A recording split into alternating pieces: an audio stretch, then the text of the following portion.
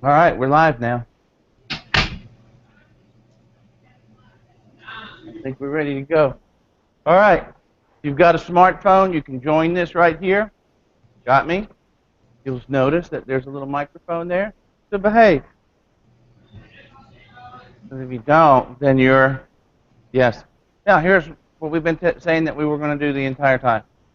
When this is done, right? Well, first we have the one girl who is not with us. She's homebound, right? So this is mainly for her.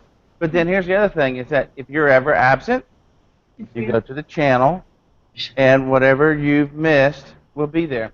This is called CH12E1, episode 1. So that way you can follow along if you know what's going on as far as what day you missed. Can you hear that? That is Westfield High School. Over at Houston, they're there joining us. And up there, see, she's waving. Can you hear me? Well, because the camera's set up in there and it's set up to share. All right? Apparently not. I hope not, because I wanted to talk. She can hear us. If you'll see if you'll wave her hand, and you can hear us. Can you wave your hand if you hear us? That was one of the things that. Or maybe she ignores us. I don't know. All right, but she can also write questions up here. All right, so if you'll write a question, we might be able to see it up there. So we're going to start at the beginning of 12 because y'all took last week or forever to do your EAPs. Nice collaborative Why is it him? effort there. Because Memorial wants to keep it. All right. But I mean, like. Westfield, are you paying any attention over there? Can you hear us? If you write a question that makes any sense. Can you hear us? Where I can zap that. All right, so here's our emergency plan, right? Emergency plan is essential. There are rarely times it's a life and death situation, but when there is, you got to be prepared. She did? Well, I can't see it because it went away. All right, so I don't have my glasses on. So everybody's got to know their duty, and that's why you did your EAPs, so that way you know exactly for each one of your sports who's in charge of your duties. Let me see if I can turn that to questions. I was doing it to through something else. Yeah. To try to get me on with Memorial. So why can't they do it? They did it with Bob. He's the only one. They No. Don't say any questions. I don't know. That was one of the things that Bob's like, well, he's like, I'm the only one that's been able to do it. He's like, what's the harm in asking? But he's like, all right. He's like, there's. So, well, yeah, I would do it. Yeah. Everyone in the plan's got to know their duty. I've got a feeling that, Westfield, you're going to be on this recording with your microphone open. All the others. You have that feeling. Exactly. So, all right. Phones should be accessible. Cell phones are perfect. But that's right? just me and you. Don't tell anyone. Be familiar with your community-based emergency plan. Who's in your community-based emergency plan? Getting hired on. Yeah, that's the only thing that I think they all kind of talk at one. And ambulance, the EMTs, the physicians, etc. So designate duties for everyone who is needed to be a part of that plan. Who is calling? Where are they calling from? Where's your closest AED? Who's getting it? Are there any gates that need to be locked or unlocked? Somebody needs to show them where to come to. Have that all included in your plan. Yes. When I would take the job over. Have gates unlocked and open. Each sport and field should have separate emergency plans. And you need an in-service. What's an in-service? A trial. Yes. A practice. All right. Have an in-service for teaching everyone their roles and their plans. And someone's got to be assigned to accompany the injured athlete to the hospital. Is it okay for a student to accompany another student to the hospital? Not a good idea, is it? Can you sign off on anything? No, I didn't think so. You're not 18. Not a good thing. So make sure it's an adult. Cooperation is needed when taking care of the injured athlete. So know what you can do and know your limitations. All right. So can you do CPR? Huh? Yeah. Can you do AED? Yeah. Can you do first aid? Yeah. What about, can you do a tracheotomy? Can you give them an IV? No, that's not a good idea. So, I know she's trying to get back on there right now, but I'm not there. So, know your limitations to those professionals and take charge if you are more knowledgeable about the transport procedures and take a back seat if somebody else knows more. So, we're talking about somebody in a football situation, and here comes the ambulance driver, and he says, "Hey, I want to take that helmet off." What are you going to tell him? You're right. No. Why are you going to do that? I want to take those shoulder pads off. Yes or no? Absolutely not. All right. Of course, unless they need an AED. All right. So the safety is of the injured athlete and not about somebody's pride. Okay. Contact the parent as soon as possible. When you did your emergency action plans, remember you did your deals? Who is supposed to call if it's a life-threatening or a non-life-threatening? Who calls and who does? Remember your phone tree that you did? So you should have an emergency information at all times as far as games and practices. And where do we keep that? Doesn't do us any good at a game there, does it? Yeah. Yeah. And make sure it's secure, meaning that you need a password in order to get into your drive, and then put another password on each of that information. So if you've got a PDF that's there, you need another password to get in. Okay? Should also already have consent to treat. All right, what's this say here? How many backup options did you have for each job in your EAP? I'd say, you probably ought to have at least one backup, if not another. Look at that. So, okay, got it. Great. So, on the field assessment. Now, you've learned all this when you took your class. You learned it when we went over it before we went and did the other part, but we're going to make sure that all of this chapter is available online. Primary survey. So since it's primary, it's done first, right? Like primary school. You went to primary school first, and then you went to secondary school. So done initially, it determines life-threatening situations, including ABCs, which is A is for A is for A is for airway. B is for breathing. Very good. And C would be for circulation. And that's so you know your ABCs. Secondary takes a closer look at the injury and gather information about the injury and athlete's condition. Now, it says here that if they're conscious and they're awake, you don't need a primary survey, but the unconscious athlete does and needs monitoring for life-threatening problems.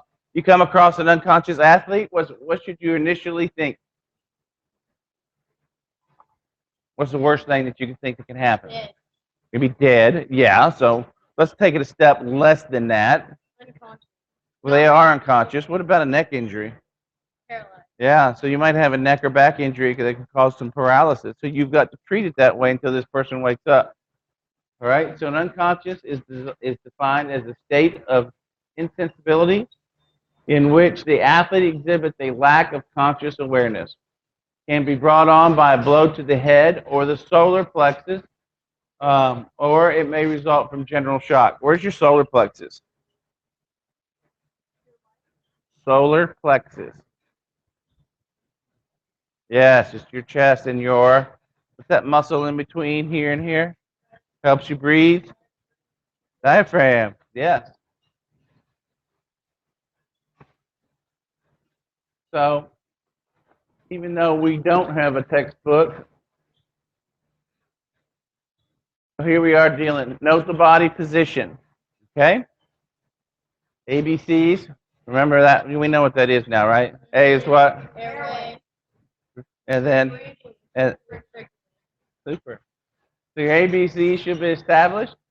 Injury to the neck is considered to the unconscious athlete, and your helmet should not be removed. All right, supine means you're laying on your spine. Supine, you're laying on your spine. So I'm laying face up. That's pretty easy. And so if they're supine and they're not breathing, establish your ABCs immediately. So the supine athlete that is unconscious, you don't do anything until they are conscious. Got me? Prone. What's prone? On your belly. Yeah. So if they're prone and unconscious, all right, the athlete may need to be log rolled carefully to establish your ABCs. Now, remember I told you about that one kid that just fell. Boom. So he's on his belly. I get to him, and he's actually having a seizure. All right? So ABCs, airway, breathing, circulation. So I hear him breathing, right? And I grab his arm and check his pulse. All right? Do I need to go ahead and log roll him? No. I don't need to log roll him because he's unconscious. But he's fine. He's going to be okay. He's breathing and he's got circulation. So I don't need to log roll him, just to log roll him. He can regain his consciousness just fine while he is prone. Okay? So prone and conscious and breathing, nothing done until conscious. And then you can carefully log roll them. So life support for the unconscious should be monitored until your EMT arrives. And once the athlete is stabilized, then you can do your secondary survey. All right? So we learned this all in first aid CPR. Remember? Okay. Remember they had a scenario? There were two people that got hurt at the workplace. One of them had a cut and it was gushing out blood, and the other one said, "But I sprained my ankle." Okay? Who are you going to take care of first? Yeah, if he loses too much blood, he's not going to be around for tomorrow's company picnic, right? But the other guy's got a sprained ankle. He'll be okay. Yeah, it hurts now. We understand you. Did you actually say sprained, the ankle sprain? All right. So shoulder pads will make CPR difficult, as will a helmet, but don't remove them. Work harder. All right? The helmet must not be removed, so the shoulder pads shouldn't be removed. And if the athlete needs CPR, now it says cut away the face mask, but on the new face mask, you can just take a regular pin, put it in the middle, push it real fast, and those two deals will fall off, and you just lift it up like a garage door. Yes, we will try this. And when we try this, we've got to figure out some way of actually videoing. So we'll do it next week. We'll have it on, not, huh? Put a GoPro to your head. Cool. So if the athlete needs CPR, you can push those, but leave the chin strap alone. Okay? Now he's one of those that's got chin strap that's so tight that you got loosen it up. Loosen up the back ones. All right? But don't go crazy and undo the whole thing and have everything jarring.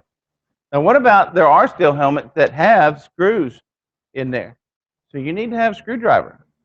And on top of that, you need to constantly check whether or not those screws are rusted into place. Because if a helmet gets to the point to where it's rusted, you're going to have a tough time getting that off. All right? Not all of them. So, how do I get that off if it's rusted now? Well, they got a thing called the trainer's angel. It grabs the plastic part and it cuts it. So, you can do that too. All right? So there they are using the trainer's angel. I don't know why they're cutting off the top one, but they're doing that one first for some reason. All right. CPR is a specialized skill that must be taught by a skilled professional. All right. And this class is not to teach your skill, but it's recommended that all persons become CPR and first aid certified. So, also, you have hemorrhage that you have to worry about. What's a hemorrhage? Abnormal bleeding. It doesn't have to be in your brain. It can be hemorrhaging from your arm. You can be hemorrhaging in your belly. Okay? Hemorrhage is any abnormal discharge of blood. So, direct pressure, elevation, and pressure points. Got it? This looks like a really cool listening question. I don't know if it's on there that way or not, but it really does. Shock. All right. Once we get done with shock, that'll be today's daily. Shock is a possibility with any injury. Got it? More likely to see shock with the increase of severity of the injury. And most important, clue to shock is recognition of severe injury. And we talked about shock. What's shock again? No, it's not putting your finger in the electrical outlet. What's shock?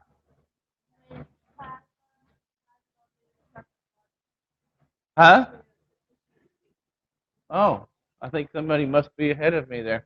When shock occurs, the quantity of plasma moves from the blood vessels into the tissue space, leaving the blood cells within the vessels, causing stagnation and slowing the blood flow. So what happens to the blood? It gets what? Why does it slow down? Because it does get thicker.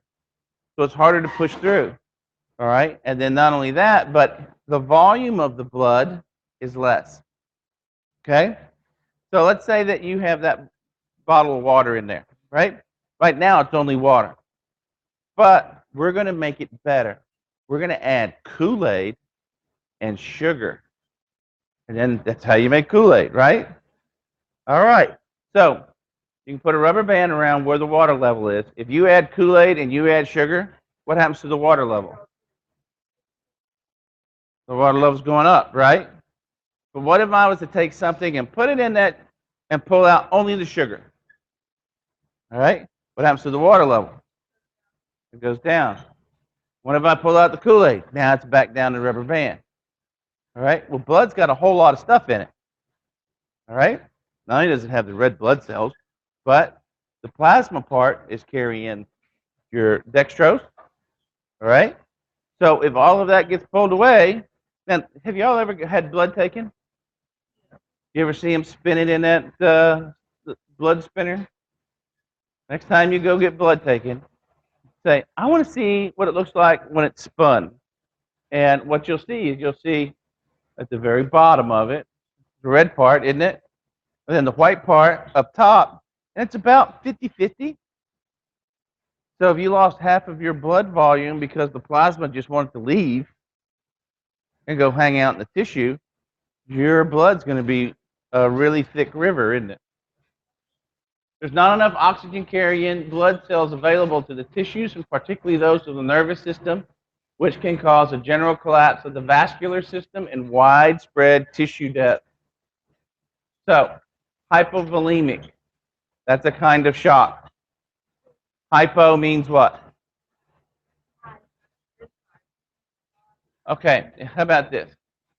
I can go outside, and I can have two types of conditions compared to for the weather. Hyperthermic, right? Hyperthermal. Hyper is what? Above, right? Hypo would be lower. So hypovolemic, volemic is blood, so we have low blood, right? Psychogenic, fainting, temporary dilation of the blood vessels. And then there's the all-famous anaphylactic. So do you remember 2 weeks ago when we had that person in the lunchroom? They were allergic to peanuts. They were so allergic to peanuts, they didn't even eat the peanuts, but somebody across the table from them was eating peanuts, and they breathed it in. And so she started going into anaphylactic shock. She had such a severe reaction to peanuts that even just breathing it in will cause her throat to start to swell. And if you don't get that taken care of, you're not going to worry about homework tomorrow. Okay? So, allergic reaction to food, insect stings, etc. What are some of the insect stings? Bees. Yeah, bees, wasps, etc. Ants. There's another little critter. It's got little dillies. Close. They got another deal. It goes. Got a tail on them. Oh, scorpion. Scorpions. Yeah. That's an insect? What do you think it was? A mammal? No, like a little, like a frog or whatever those are. Crab? A Well, no, not with a crustacean. shellfish. Crustacean.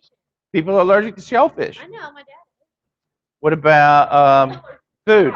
He's allergic to shrimp. What about shellfish? You're allergic to peanuts, etc. So what happens if he eats shellfish? Or like, And so that's